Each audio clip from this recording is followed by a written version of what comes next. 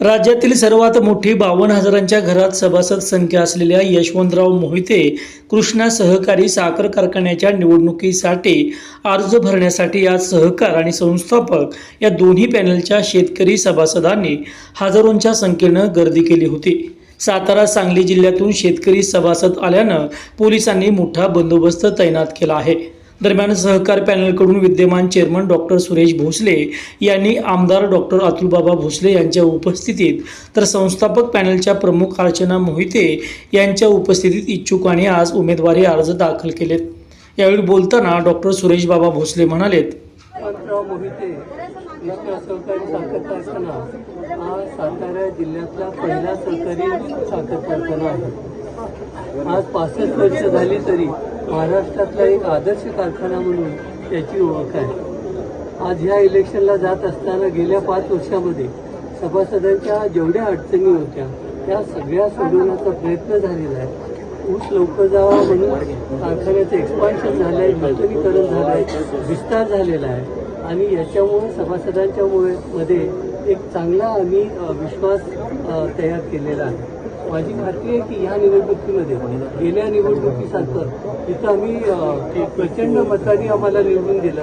ह्या वेळेलाही याच्यापेक्षा काही वेगळं चित्र बघायला मिळणार नाही, उलट तुम्हाला ह्या मतामध्ये वाढच झालेली दिसेल असा आमचा पूर्ण विश्वास आहे। यशवंतराव मोहिते कृष्णा सहकारी साखर कारखान्याच्या पंचवार्षिक निवडणुकीच्या निमित्तानं जयवंतराव भोसले सहकार पॅनलच्या वतीनं आमचे नेते आदरणीय सुरेश बाबांचा अर्ज दाखल करण्यासाठी आज सगळे कार्यकर्ते आम्ही एकत्र जमलेलो आहोत। सुरेश बाबांबरोबर जे निवडक सहकारी ज्यांनी चांगल्या पद्धतीचं काम कृष्णा सहकारी साखर कारखान्याच्या कार्यक्षेत्रामध्ये केलेलं आहे, काही अनुभवी लोक, काही नवीन लोक, अशा सगळ्या लोकांचा अर्ज भरण्यात आलेला आहे।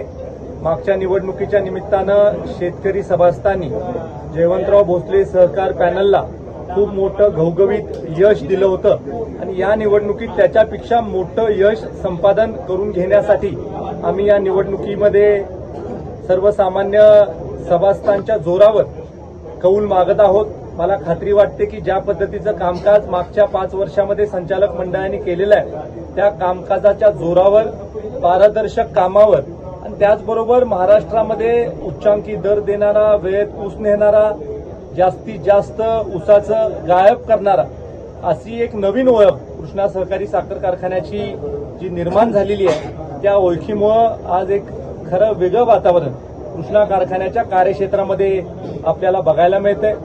आपण जर का बघितलं तर ह्या पॅनलकडे खूप मोठी गर्दी निवडणुकीमध्ये उभं राहण्याच्या दृष्टीनं आहे। लोकांना खात्री आहे की हे पॅनल खूप मोठ्या मताधिक्यानं निवडून येणार आहे आणि त्यामुळे खूप मोठी गर्दी जरी असली तरी सुद्धा त्याच्यामधनं 21च लोकांना आपल्याला संधी देता येणार आहे आणि त्यामुळे लोकांची आम्ही समजूत काढलेली आहे की ज्याला संधी मिळेल त्यांनी निश्चित निवडणुकीला सामोरे जायचंय, ज्याला संधी मिळणार नाही त्यांनी सुद्धा निराश व्हायचं नाही। इतर संस्थांमध्ये कुठेतरी जयवंतराव भोसले सहकार पॅनलसाठी जे योगदान देतील त्या लोकांना कुठेतरी संधी देण्यात येईल आणि त्यामुळे एक चांगलं वातावरण आपल्याला बघायला मिळतंय। मला खात्री वाटते की महाराष्ट्रामध्ये उच्चांकी मतानं सहकारामध्ये निवडणूक जयवंतराव भोसले सहकार पॅनल जिंकेल अशा पद्धतीचं चित्र निर्माण होणार। सातारा आणि सांगली जिल्ह्यातील कोणकोणते नेते तुमच्या पाठीशी आहेत? आता अशी परिस्थिती आहे की सर्वसामान्य सभासद हा सुरेश बाबांच्या नेतृत्वावर विश्वास ठेवून आमच्या पाठीशी आहे आणि असंख्य नेते मंडळी देखील आमच्या पाठीशी आहे।